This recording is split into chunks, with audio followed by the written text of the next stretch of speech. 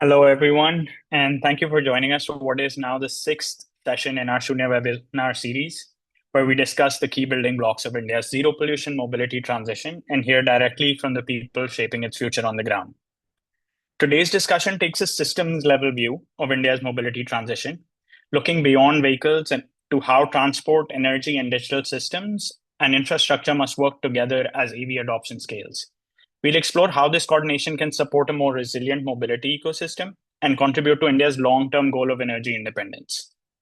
That being said, here's what we can expect over the next hour. We'll begin with a short presentation to set the context for both the Shoonya campaign and our topic today.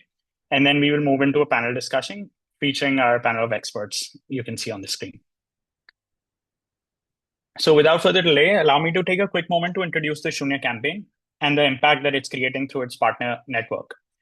So Shoonya was launched by Niti Aayog in collaboration with RMI in September 2021 to accelerate zero pollution mobility in India with a specific focus on final mile deliveries and ride hailing.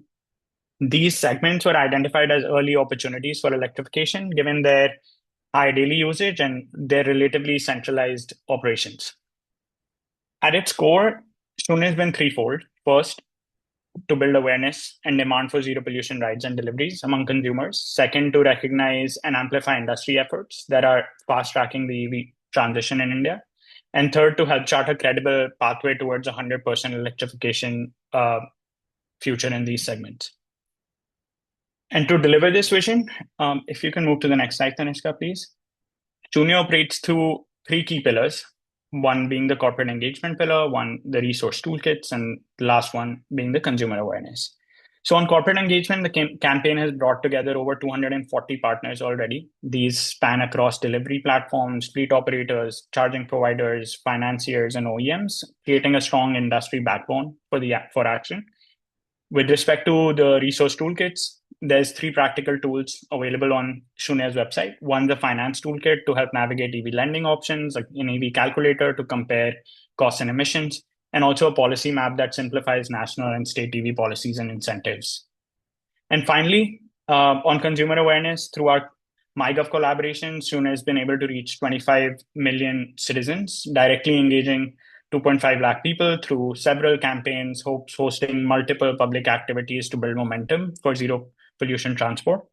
And all of these efforts have sort of enabled over 1.2 billion zero emission rides and deliveries, resulting in over 1,500 crore in fuel savings to date.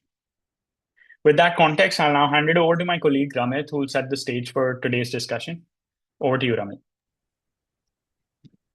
Thank you, Vaibhav. Good morning, good afternoon, everyone. I'm Ramit, an associate at RMI, and I work in the mobility program where I contribute towards national thought leadership and state implementation work around electric mobility. So to start with, I would like to thank the Shoonya team for including me in this webinar around energy independence and what would it mean for the mobility sector.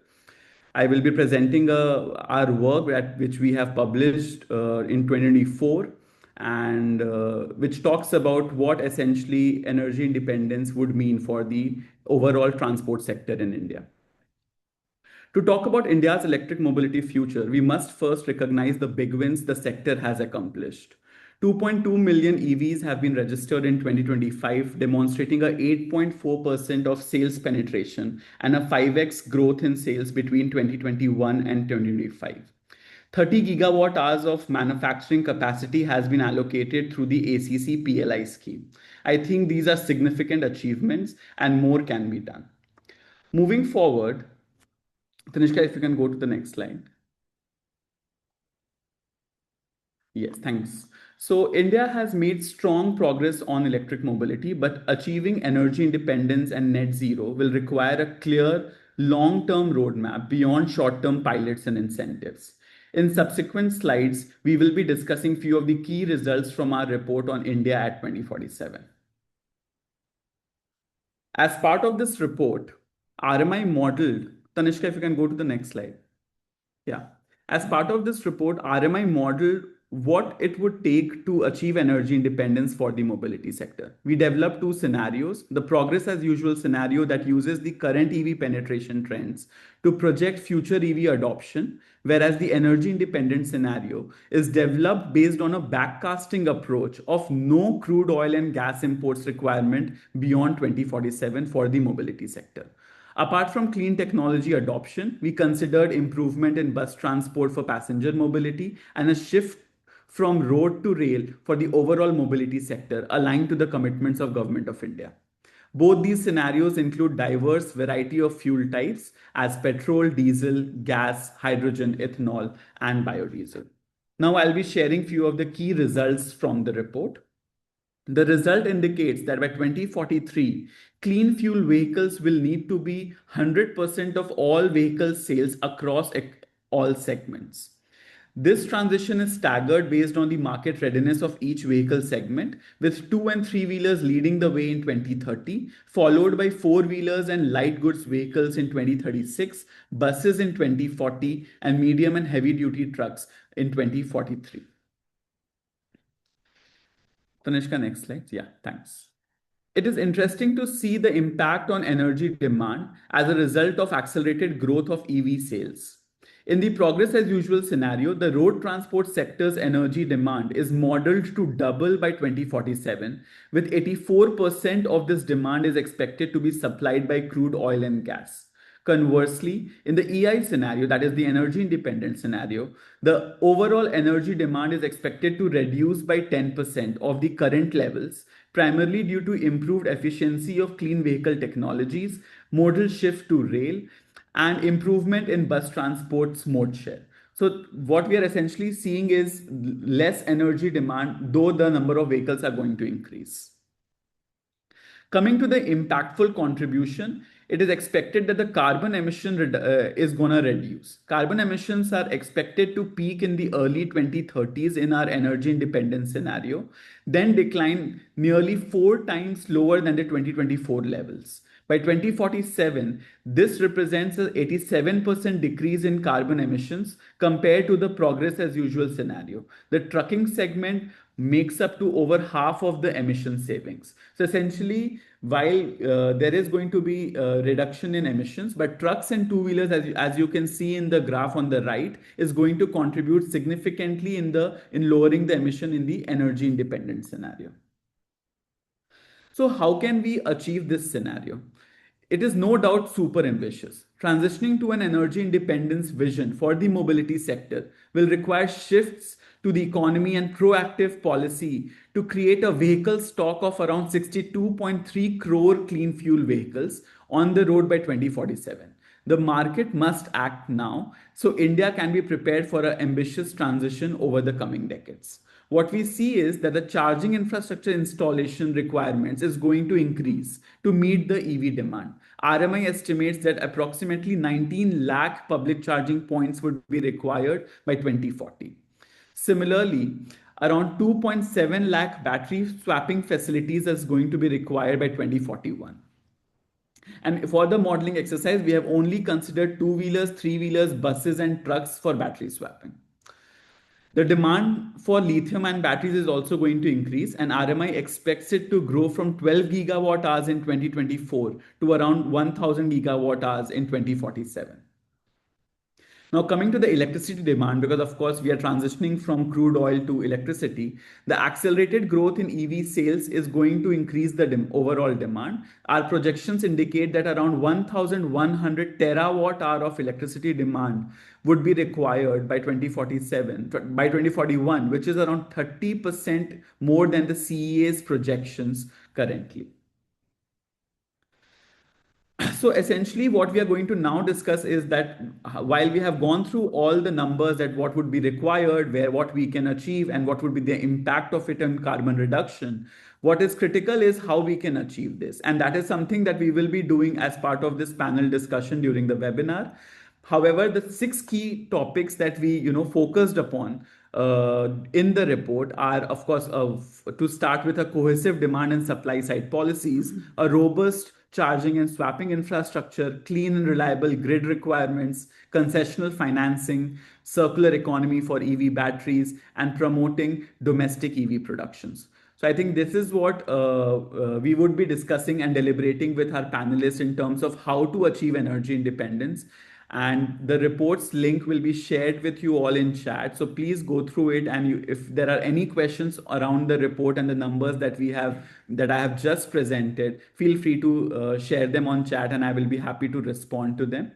So that's all from my end, and I would like to pass it back to Vaibhav. Thank you so much, Vaibhav. Thanks, Amit. That was super insightful. With that, I'm pleased to welcome and introduce our esteemed panel for today, each of whom is actively shaping India's transition to zero pollution mobility.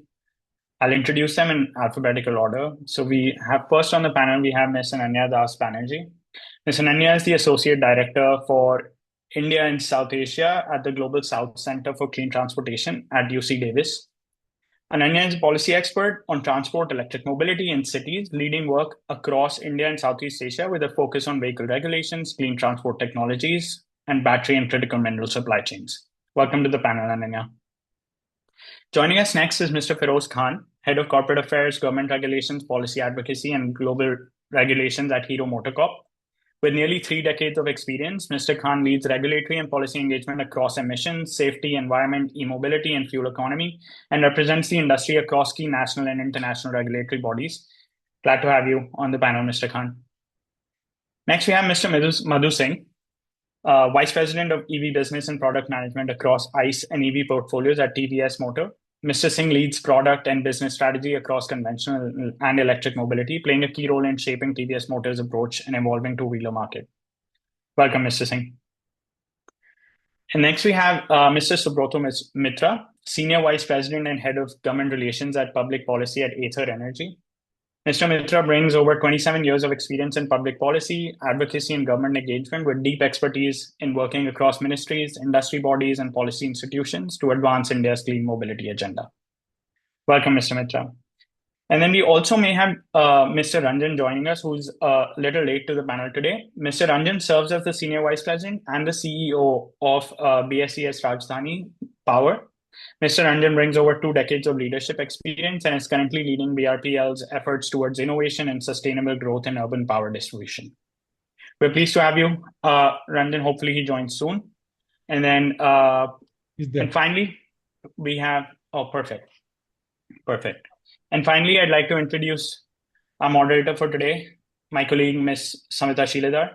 Samita is the director of RMI's Global Transportation Practice, where she works to advance clean, efficient, and affordability mobility solutions across India and other global south regions. With that, I look forward to a productive and engaging discussions, and over to you, Samita. Thank you so much, Weber, for the introduction, and thank you, Ramit, for the great presentation to start. Hello, everyone, and welcome. Deep gratitude to all of our panelists and our audience for joining us today for the Shoonya webinar on achieving India's energy independence and the vision for future of mobility. As we all are aware, India's mobility landscape is changing fast with electric vehicles scaling across more and more segments. So today we are joined by experts from transport, energy, and technology sector to discuss how exactly coordinated action can create resilient mobility ecosystem for years ahead. The questions that I'm hoping to cover will explore advances in the EV market trends, the policy landscape, AI and data systems, smart grids, urban planning, and what exactly it will take to align clean mobility India with 2047 goals for energy independence, competitiveness, and climate leadership. So with that, let's get started. We'll have panel discussion for about 35 minutes, and we'll save last 10 minutes for audience Q&A. So request to all of the audiences, please use the chat function or Q&A function to type out any of the questions that you might have for the panelist. To kick us off, I have a kind of opening check-in question for all of the panelists. As India's clean mobility transition has moved from pilots to scale deployment, we are seeing momentum across everything, right from 2, 3, 4-wheelers to buses as well as trucks. At the same time, India's broader economic goals are also increasingly tied to energy security, domestic manufacturing, cleaner air, and environmental benefits. So, curious to get all of your thoughts on how do you think EVs contribute to India's vision of Atmanirbhar Bharat, Vikasit Bharat, and what do you think is the most important shift that needs to happen across the ecosystem to support with electric mobility transition at scale. We'll start with Ananya. Thank you, Samita, for the question. And I think rightly said, this journey today, I think the first thing would be what we are noticing in the recent past is a shift from upfront demand side incentives to creating a supply side market creating framework. I think that's one of the key shifts that we think is necessary at this moment for a consistent plan, demand side, consistent demand, long-term signaling. The second would be we know the technology transition is inevitable, and what we have seen today is 10, 15 years in making. So we need to move to a systems thinking approach, not just at the infrastructure integration level, but at connecting dots between all of the energy square pieces and sectoral demands that needs to come into place. I think I'll leave it at that and pass it on to other. Samita, you're on mute. You're Sorry about muted. that. I was just saying thank you so much, Ananya. Mr. Singh, do you want to go next? Yeah, sure. So firstly, thanks, Samita. Thank you, Vaibhav, and all my co-panelists. Firstly, let me compliment the organization on this great initiative.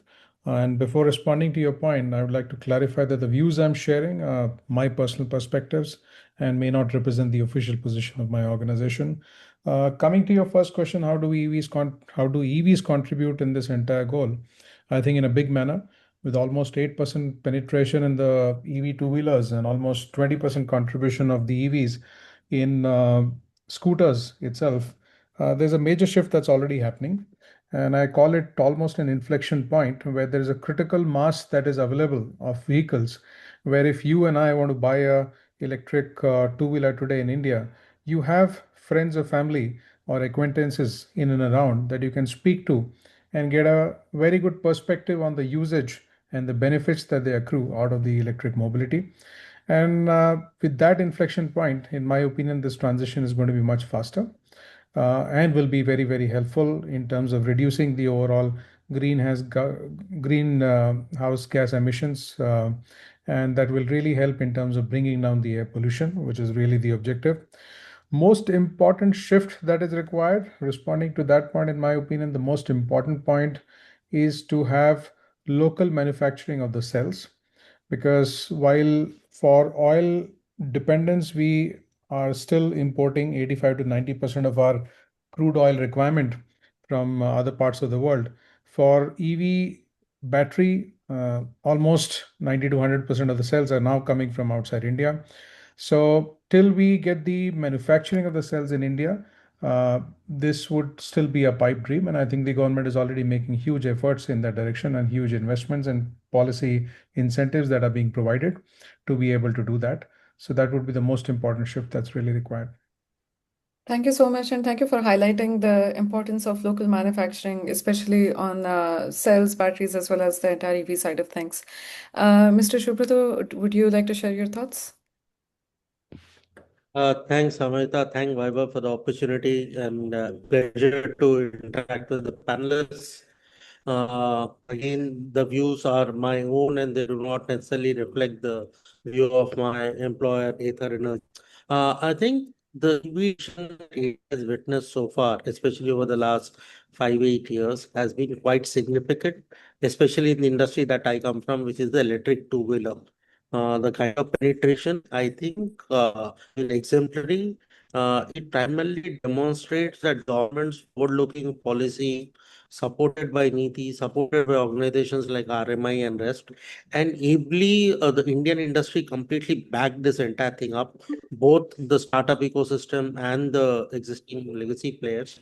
And I think is a testament to the fact that this journey is viable and it can now move forward. The Indian consumer has to be, congratulated here. Normally, Indian consumer is risk averse, but I think in the EV adoption, they have really put forth their trust in the Indian technology, in something adopting a new technology, moving from a technology which is a 100, 150-year-old to something completely new. And I think Indian consumers deserve a lot of it. Now, do we move on is the next question. I think that's what we are discussing. See, the way we see it is that the EV penetration, when you see the risk-taking consumers have already adopted. So from a EV viability, safety, mileage, total cost of ownership, all those issues today are laid to rest. Because, and as Mr. Singh mentioned, you have so many consumers out there, you can actually get enough feedback today on your purchase. What we need to now accelerate are primarily, if you ask me, three areas. One is that we need to increase large scale EV manufacturing within the country. And here I'm saying right at the OEM level, because once you build the large capacities at OEMs level, it will trickle down to tier one, tier two suppliers, including cell, rare earth magnets, and all that. Just to give a comparison, we are just making around 1.5 million electric two-wheelers in the country as an industry, and we have our northern neighbor making upwards of 7 million.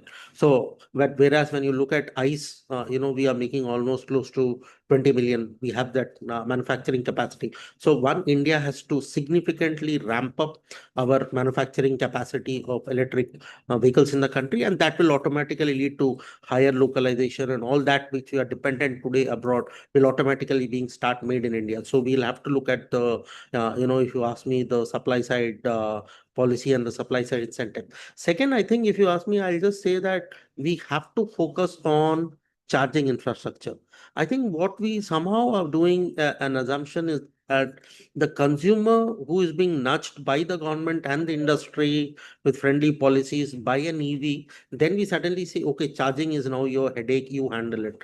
I think what we will have to focus here is that when you buy, say, for example, a geyser, an air conditioner, or a TV, or a fridge, or even a smartphone, you don't bother where will you charge. You accepted that you will be able to charge it at your home. We'll have to give that kind of confidence to the Indian consumer that for personal usage, you should be able to charge your EV at home, and that has to be made viable either by nudging, societies, RWAs, residential condominiums, and other, colonies, so that an individual is able to charge his or her vehicle in their own designated parking lot. I'm re-emphasizing, if you have a designated parking lot, you must be allowed to charge in there, and no one should stop you from doing that. I think that is a transition which is needed without any, subsidized power or any kind of subsidy there. Whatever the electricity charges you are paying, you must be allowed to charge. I think these are the two, interventions we critically need now, and I'll further take it up later. No, thank you. Thank you so much for sharing those thoughts. Mr. Abhishek Ranjan, thank you for joining us. Would you like to share your thoughts? Sure, Samita, and hope I'm audible. Thank you so much for Yes. having me here and the entire RMI team, my fellow co-panelists. Uh, Good morning, good evening, wherever you are. So, my thoughts again, I would specify our views are personal, so not to be attributed to my organization, previous or present. EVs, we started journey in 2017-18 in our office. In my personal life, I started my journey with EV in 2023, 3 years now. Those days, there were not much options in terms of vehicles, two-wheeler or four-wheeler. What I'm talking about, not public mobility, I'm talking about private mobility. Even public mobility, not much option was then and there then. Okay. Now, after 8 years, sea change has happened. At least in Delhi, I can see what changes have happened. So currently the penetration of vehicles, electric platform, both two-wheeler and four-wheeler, is about 15% of the total registered vehicle year on year. So in FY 25-26 till date, this is 15%. It has been growing. And this is double the Indian average of about 7.5%. Now, these 15%, 7.5%, you might be thinking that this is a very small number, but if you convert into the number of vehicles being registered, it's a huge number. Today, you have enough, I would say, the consumer is spoiled for choices in terms of two-wheelers, in terms of four-wheelers, and they are quite affordable as well. I don't want to name the OEMs, but then there are too much choices for the consumer. So then that hesitation, why should I go electric, range anxiety, total cost of ownership, as our fellow colleagues have talked about here, TCO is clearly established for an EV as compared to even a CNG vehicle. Forget about petrol and diesel. So that is clearly established. That is number one. Number two, the range anxiety thing is also almost over for intra-city travels now. Because the ranges of the vehicles coming in, those days it was 100 kilometers. They would have claimed 120, it would have come maybe 70, 80, whatever it is. But today you have vehicles which are affordable, four-wheelers, clearly on-road traffic condition, real-time conditions, it's giving you 450 plus. So for intra-city, you are already sorted out. And there are sub 10 lakh rupee vehicles as well, giving you a easy range of 200 kilometers. So therefore, intra-city, you are sorted already. Two-wheelers also similarly. But for intercity, there are vehicles who are offering, as I said, to 450 kilometers. And apart from this, the charging network, like some of the initiatives undertaken across highways like Delhi, Jaipur, Delhi, Agra, Delhi, Meerut, and Delhi north towards north, things have already improved a lot and they keep on improving in terms of availability of the charges. We used to think about where the charges are going to come, where it's going to happen. In fact, in our organization also, we conducted a survey for entire Delhi citizens, and it was found that about 50 to 60, even more, a percentage of users are going to do a workplace charging or home charging wherever they are. They are not going to be on roads too, and that will be only as an exception. That Right. still holds good. And so in charging infrastructure side, lot many initiatives have been undertaken. So CPOs were worried, who's going to pay for the charger? It's not making sense, economic sense for us to invest, and then the load is not there. So therefore, the usability and the returns are not there on this business. So fame came, and then some of the, like in Delhi, the policy level interventions, the government saying that we will bear the cost of charging infra along with the distribution utilities. In fact, the charging tariff rates in Delhi, single part tariff, 4.5 rupee per unit and 4 rupee per unit LT and HT respectively. So all these initiatives have been there to alleviate the fears that EV is not going to be there in the near future. Last but not the least, we should not replace the crude oil import with the batteries import. That is the concern everybody is raising. So there we see the LFP is the biggest, in fact, the biggest chunk in the entire EV lot. But the new chemistries like sodium ion and other batteries where India might have a leadership are also under, I mean, TRL level, maybe they are at 6 now, not at 9 or 10. But in the near future, we are expected to reach there as well because people are well aware that we are importing cells from some other countries. We don't have cell manufacturing in India.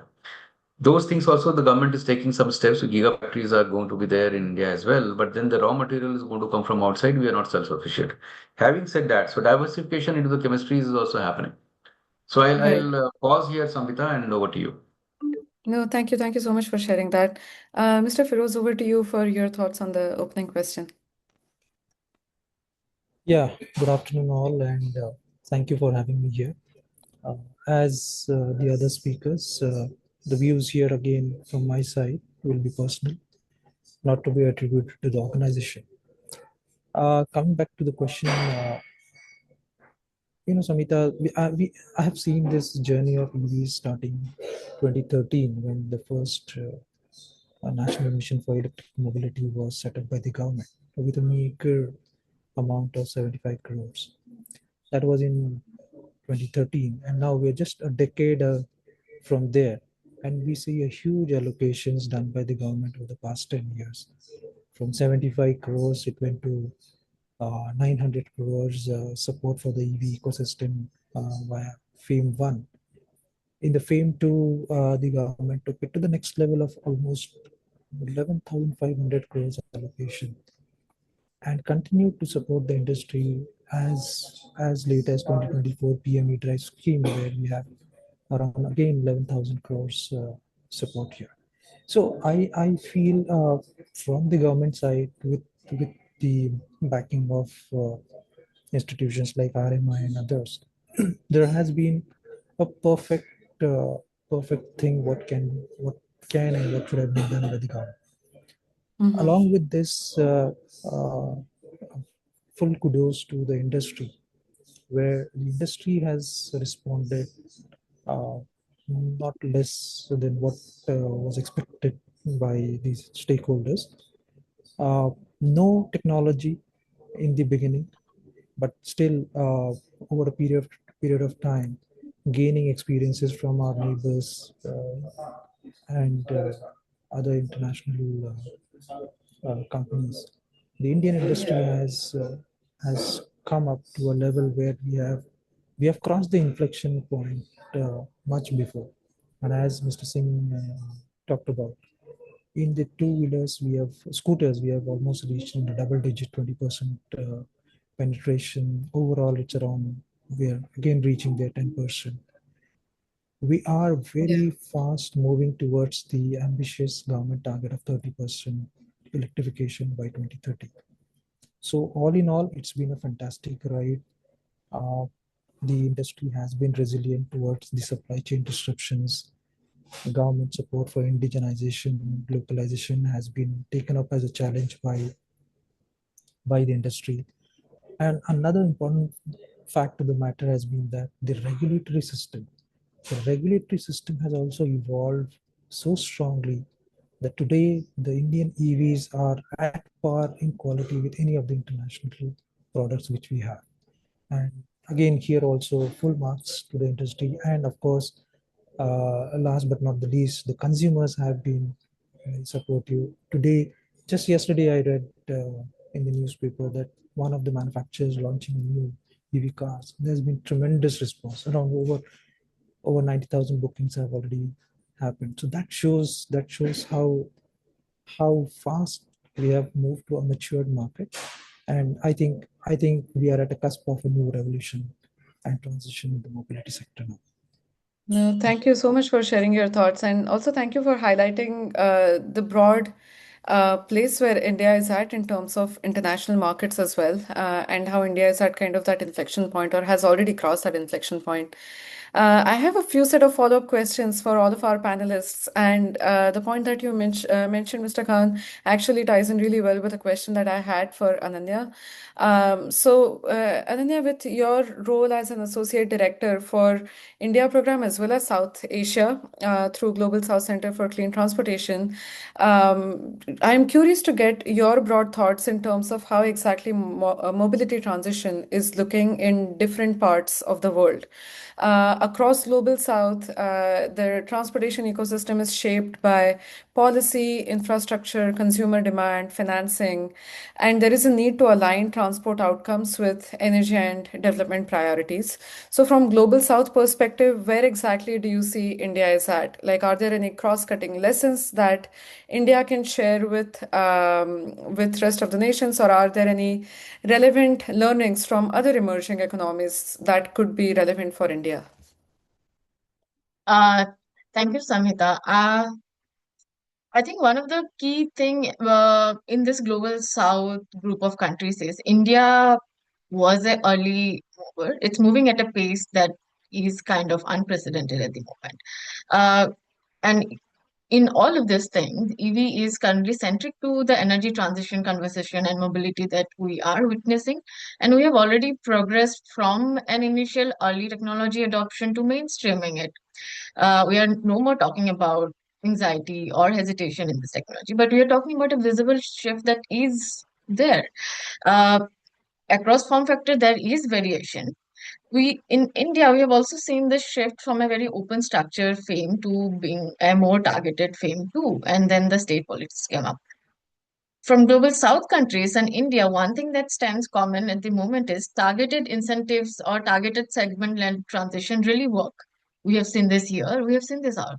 In fact, when we do targeted segment, and one of the key thing that arises is for every state or every geography, the mobility needs, requirements, scale can be different. That can be incorporated, and the variation that we can see in the global south, whether it's Southeast Asia, Africa, or Latin America, or India, the mobility mix is very complex, and one kind of policy may not be replicable directly. But the common lesson that arises is if we can identify that mix that can move the needle in that region, it could work. The second one is definitely the targeted segment-wise led transition. The second point would be kind of bringing the importance of manufacturing capacity, scale, and also integrating with the B2B markets. We have witnessed that aggregating demand works, not just on the vehicle level, but also at the procurement stage, which creates a better market signaling, investor confidence, and experimenting with financial models that come in.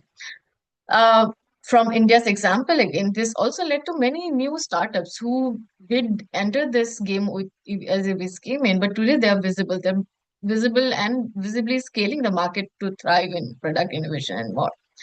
So this also kind of defies the risk that all these global South countries face and India did face.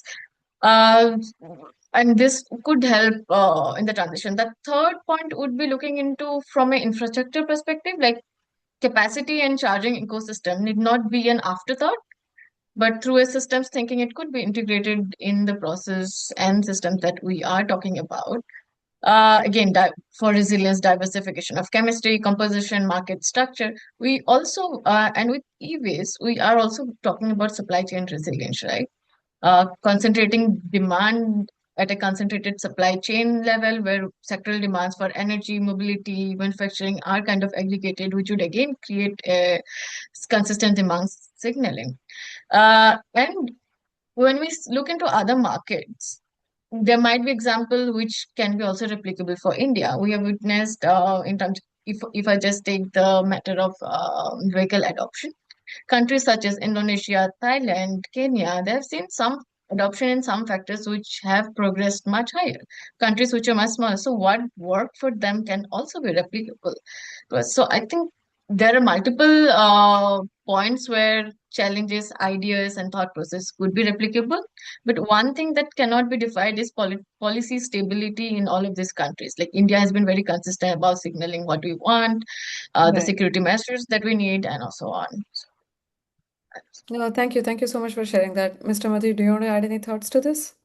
No, I just wanted to add few points to what Mr. Khan mentioned earlier, that the Indian two-wheelers and the EVs are almost at par with the world's quality and reliability. In fact, in the two-wheeler space, the quality and reliability has become the best in the world today, and which is a very positive signal for the Indian manufacturing, because EV two-wheeler industry represents a huge potential in terms of global exports. The only other nation that is coming close in terms of manufacturing of EV two-wheelers is China, and the third closest would be Vietnam.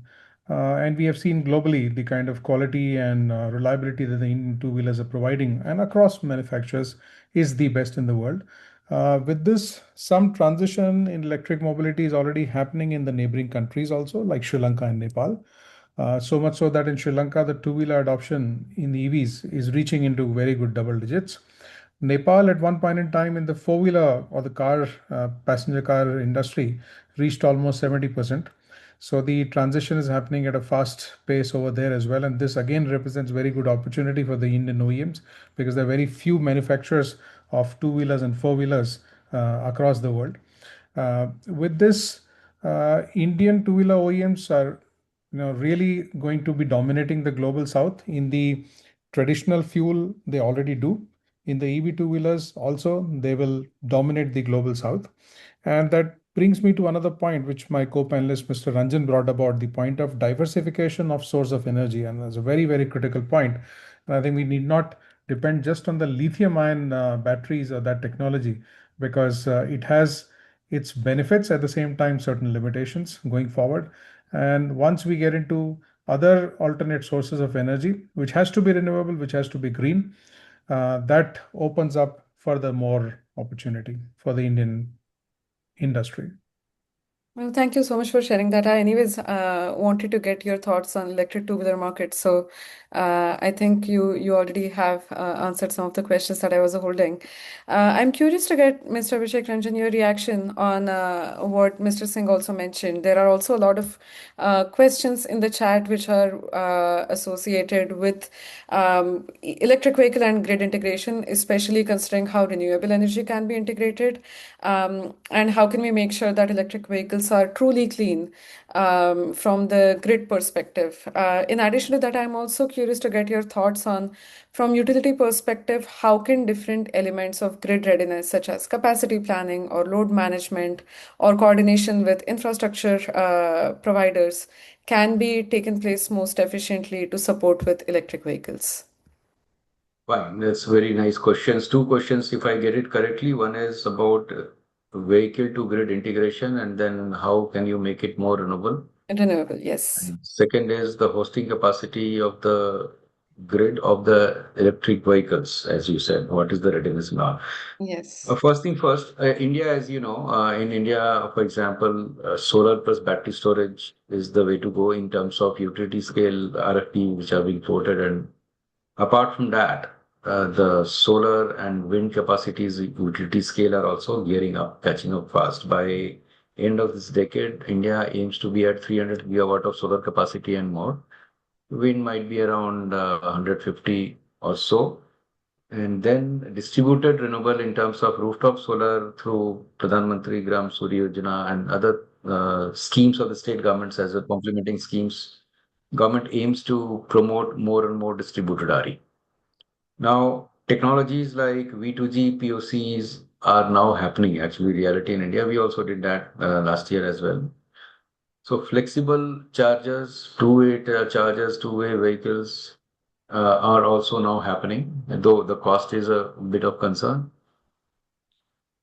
Tariffs, TOU rates specific to the EV, so that to promote EV charging during the day when the sun is shining bright, or even in the evening time when you charge the EV not directly from the grid but from a storage which would have been charged through the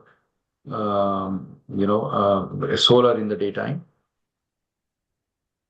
EV buses, basically e-buses. Right now in Delhi, for example, we are now working on certain initiatives where we make the entire, there is a model which we are trying to do, entire conversion of that into green charging. I think there was a report which RMI did some time back. And now the point is, how do you make the entire bus charging station green, at least at the time when it is getting charged? So obviously the technologies are all known. For example, you have solar plus battery storage, which is going to help in charging. The solar could be either on the roof, that is a very low hanging fruit, or that particular charging station or depot. But then you also have concurrently solar PPAs being signed where solar generators are dedicated for this particular. And in Delhi, for example, you have virtual net metering, and that is community solar or group net metering already in place. So that also is coming up very fast. So on the western side of Delhi, you have vast tracts of land where ground mounted solar, like in other parts of the nation, we have Kusum scheme under the agricultural feeders being solarized. So distributed solar is the way to ensure that more and more power being pumped into the grid near to the voltage level where the EVs are getting charged become green. So the grid content becoming green, that is one. And by the time the grid content is becoming green through EV specific to you are shifting the charging to the time of the day when the grid is much greener. And you have green energy open access as well, where 100 kilowatt and above, you can apply for green energy open access, and then you have certain exemptions in the tariff, and that is a very good mechanism to make yourself green. I mean, the EV charging green. Now, in our case, what we have launched is a portal which is not in public as of now, to assess how swiftly we can give the the EV charging connection at a particular given location.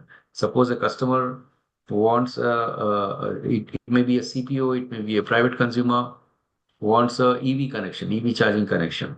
So we have developed digital twins of the network where we can, very accurately say that yes, this much load can be given to you on the round the clock basis at this particular substation. Or if you don't want round the clock basis, of course, in the peak hours, if you try not to charge, then so much can be released without any upgradation of the infra, and therefore you're not going to be charged anyway. Anyway, fixed charges are not to be borne by the CPO or the EV charging customer in Delhi as of now, so far.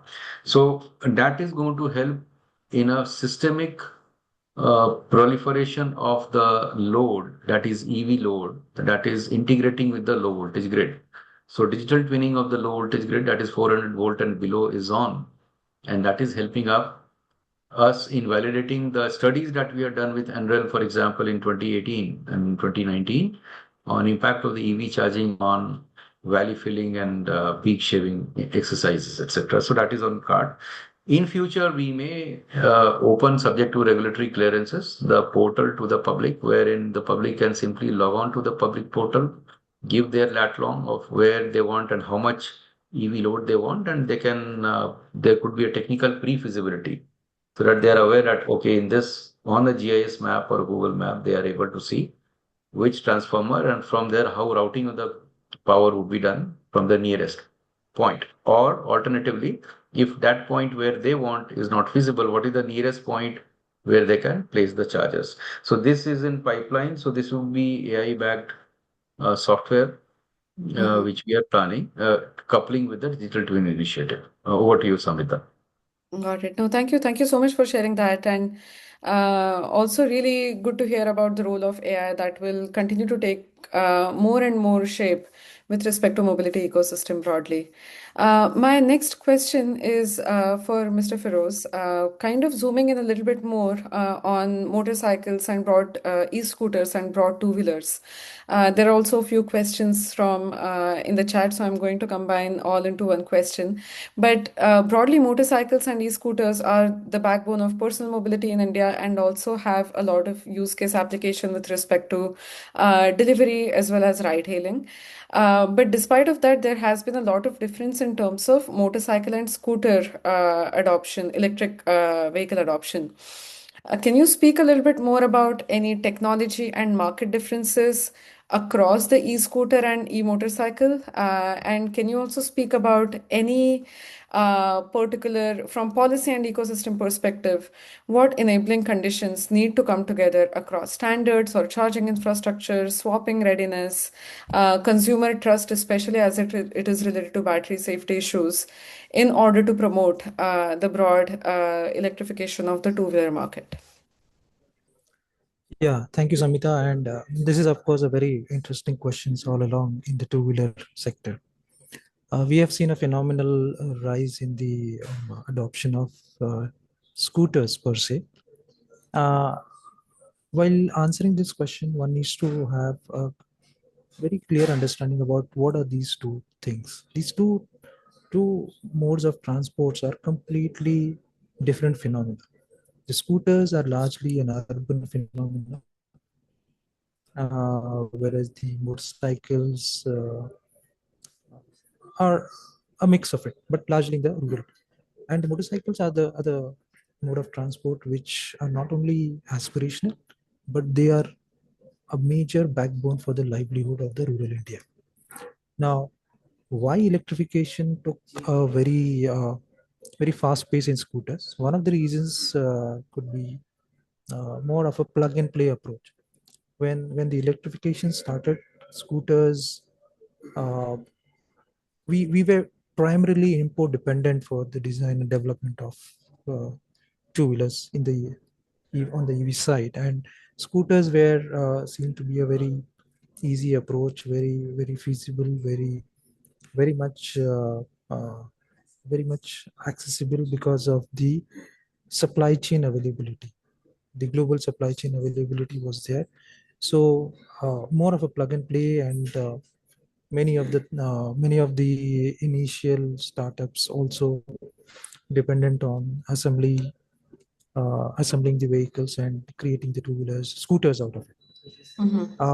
When the design and development started, There also the scooters were very helpful in terms of the packaging aspect of the product. Scooters provide us a good amount of packaging flexibility. And the third aspect was about the range. Being an urban phenomenon, the typical range desires of the consumers was in around 50 to 60 kilometers. Whereas if you look at the motorcycles run for a longer duration, for a longer span of length. And another factor which is very critical is about the packaging aspect. Unlike the scooters, in the motorcycles, you have a very less freedom for packaging and delivering the best design order. So while, of course, now there have been innovations on the design side, but again, when we talk about motorcycles, either it's on the livelihood side or either it's on the aspirational or a fun ride thing.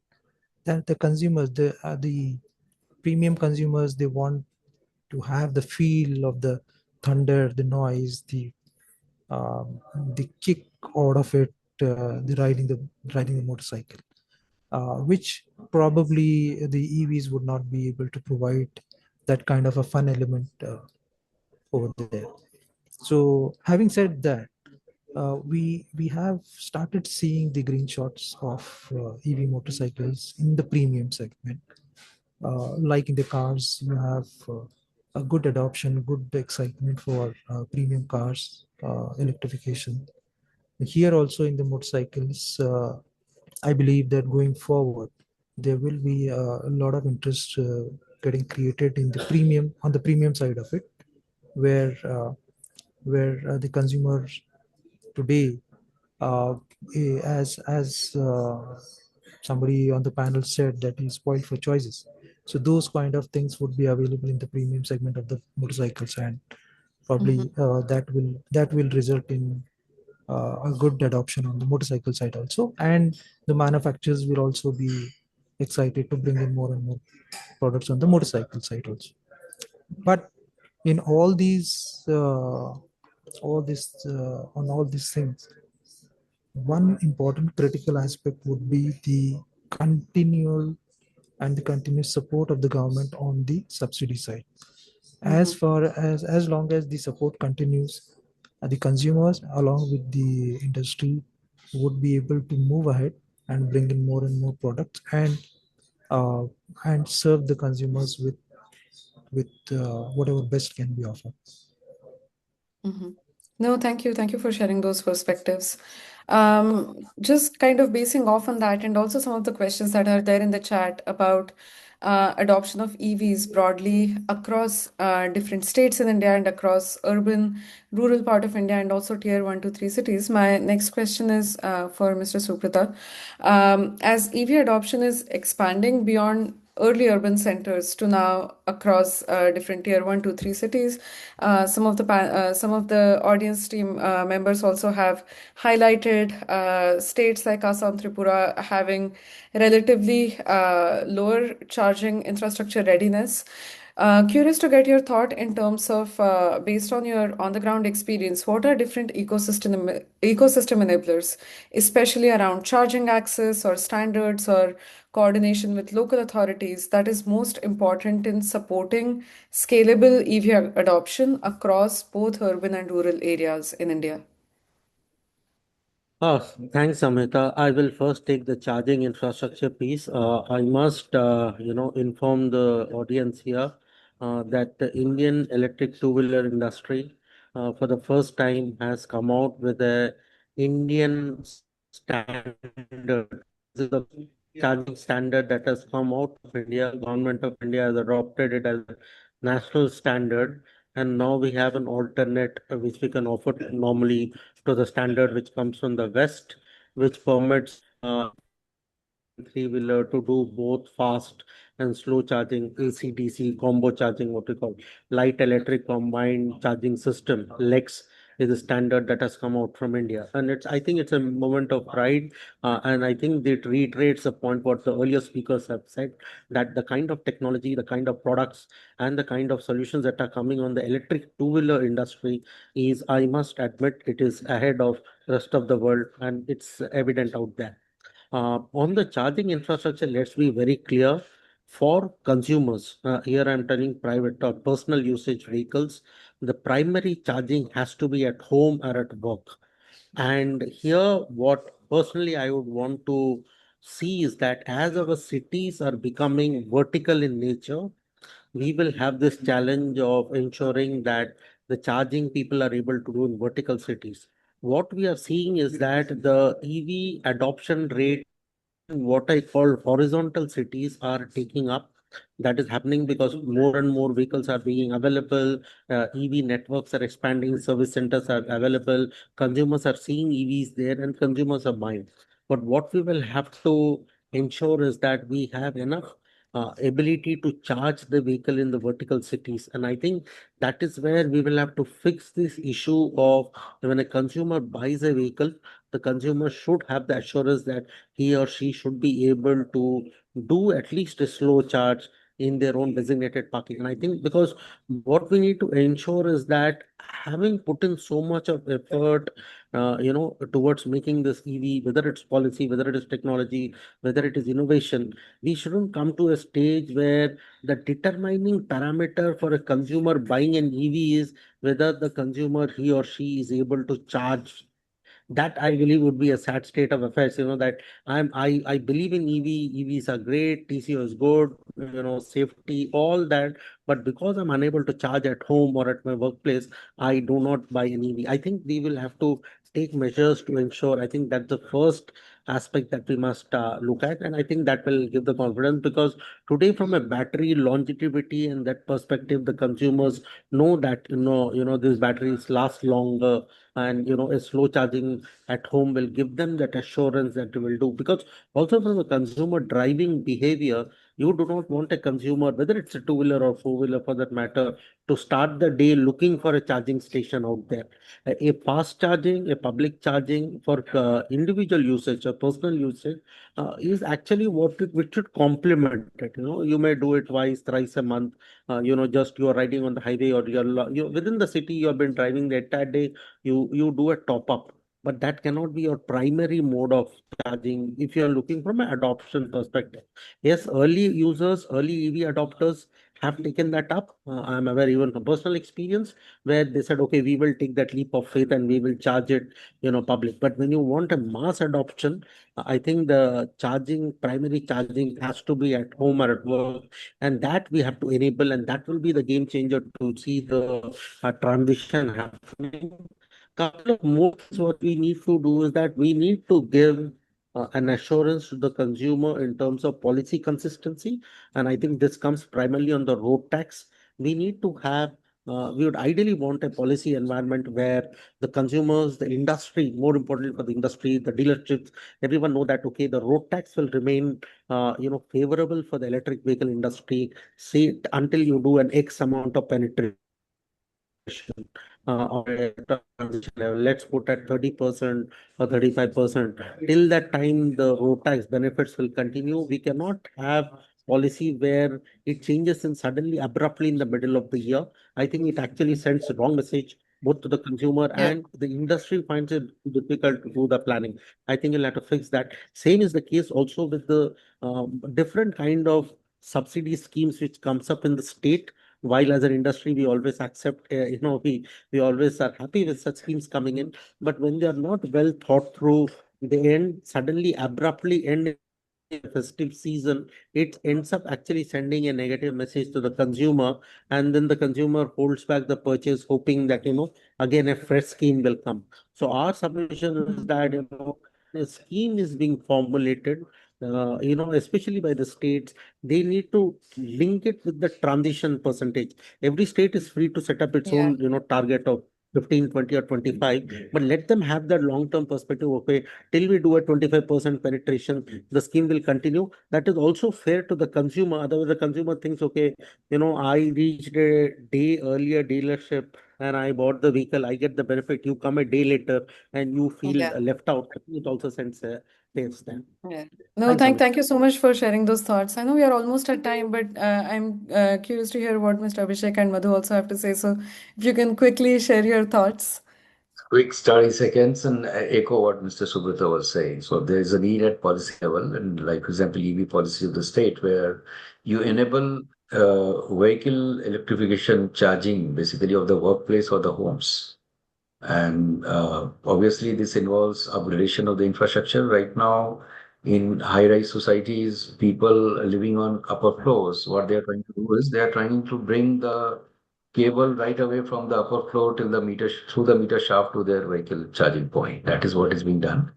May not be sustainable in the long run. So we need to have a policy where the common area is electrified for the purpose of the vehicle charging system. Right now, it is only for public lighting system, right? So, and that could be one of the areas where the policy could state that the distribution utilities can be allowed to do this on, there are norms already given and some rebate or something can be given one time, which could be there. That is the way to go.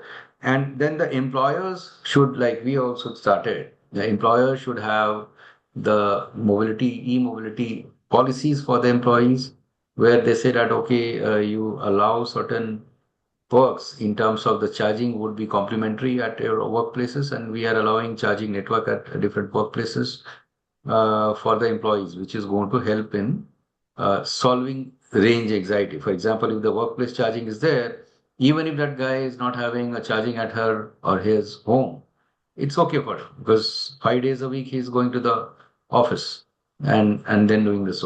So yes, these are the developments happening in Delhi. I thought I'll share, and this is the way to go to solve the problems what Mr. Subrata talked about. Thanks.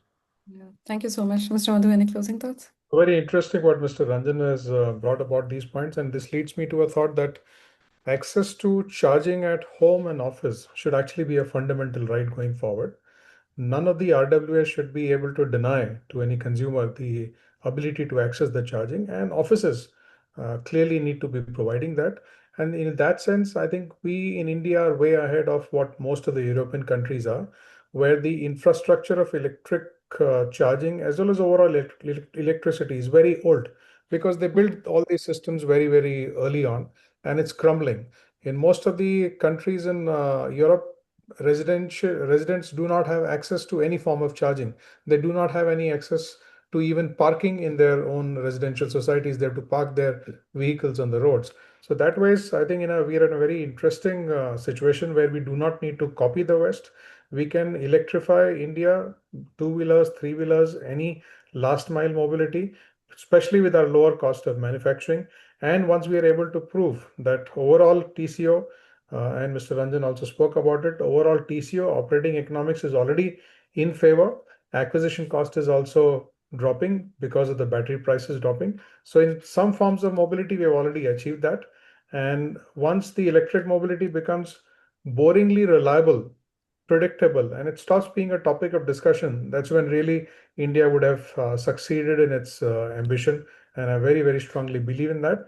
Answering one of the questions on the Northeast, in the EV two-wheelers and three-wheelers, we are still in a stage where we are trying to improve that the hill climbing ability becomes better and better. And that's possibly one of the currently a detractor, which is not being able to have very fast adoption. But in the times to come, that will also be one very soon. There are, in fact, very interesting questions in the chat box. It's unfortunate because of paucity of time, we are unable to take them. But yeah, in Northeast or hilly areas also, very soon our vehicles will be capable of taking that on very quickly. No, thank you so much for sharing that. And I agree, there are so many interesting questions in the chat. We tried to integrate those into most of the questions here, but we unfortunately cannot go through all of them. Just to close today's webinar, I just have one last question. In one word, if all of the panelists could unmute themselves and in one word they could share, how do you describe India's EV ecosystem in 2047? Curious to get all of your headline one-word answer. Atmanirbhar Green. would be the one from my point of view. I would say green. Green. I would say Ambitious, vibrant. scale. ambitious in scale. Yes, Mr. Feroz. Yeah, I would say it would be highly vibrant. Okay, and Mr. Shubhita? I Vibrant. couldn't hear you. I think by 2047, electric two-wheeler India will clearly lead the world. I'm extremely confident of that.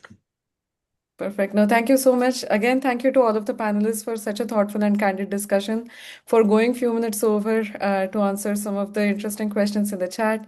And thank you to all of the audience for joining and engaging with your questions. We really appreciate your contributions with today's webinar and also broadly in shaping India's clean mobility future. Have a really wonderful day ahead, and thank you again. Thank you. Thank you. Thank you so much.